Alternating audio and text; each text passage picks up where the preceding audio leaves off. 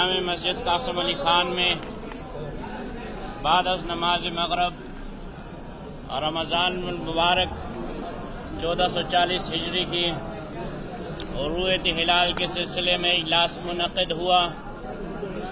اس اجلاس میں 22 شہادتوں کی بنیاد پر یہ متفقہ فیصلہ کیا گیا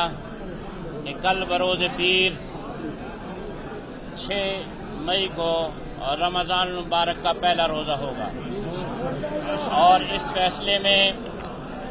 یہ آج ایک امتیازی بات ہے کہ الحمدللہ جامع مسجد قاسم علی خان سے نشر ہونے والا ہر فیصلہ وہ قرآن و سنت کے احکامات کے اوپر مبنی ہوتا ہے، اور اس میں کسی قسم کی انانیت یا تعصب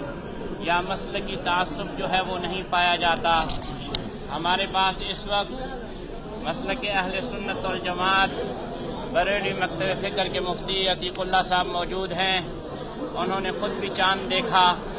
اور ان کے ساتھ 12 افراد نے چاند دیکھا، وہ یہاں تشریف لائے۔ ان کی مرکزی وزیر کے ساتھ بھی گفتگو ہوئی،